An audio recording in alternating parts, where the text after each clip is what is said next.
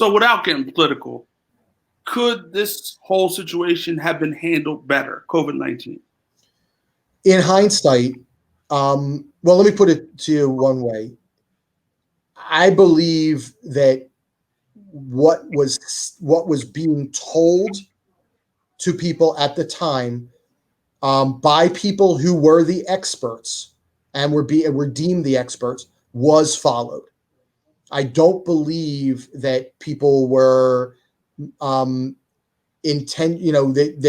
there was any kind of a callous approach towards not worrying, not considering the potential risk of this. But keep in mind, in January and February, when we were finding out about this, we thought 10% of the people were going to die. That's what we thought. So when March, shutting down, and here's the other part, we were being told that we didn't have it in this country. And the reason we were being told that was, the reason that people were making the decisions were being told that was because our surveillance system was for the flu. It wasn't for COVID-19. And it wasn't sensitive enough to pick up the symptoms of COVID positive cases. So we didn't know, and we only did that surveillance really through the hospital systems.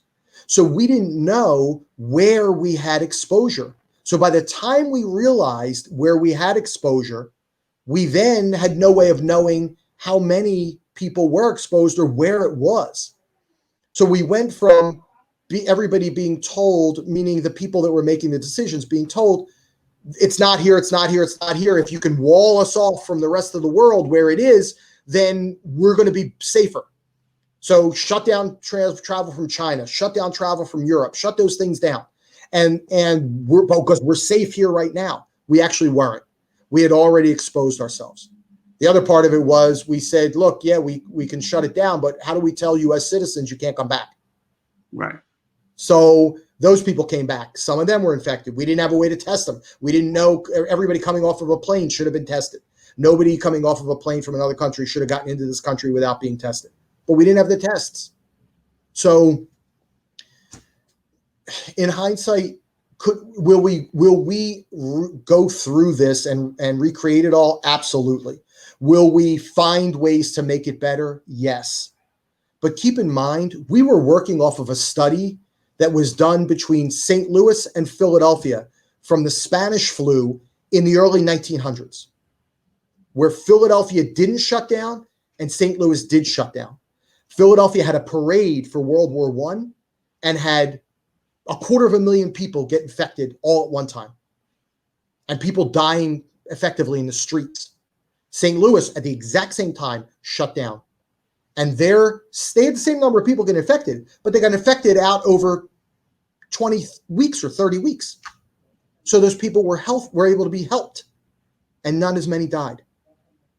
So, I try very hard to not be in any way, and I want to be clear, in any way picking sides from a political side of this. I'm just looking at it purely from a healthcare scientific standpoint.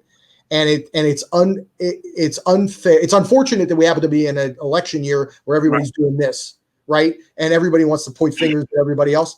But the reality is, people made the best decisions they could on the information they had at the time, and the information wasn't always perfect.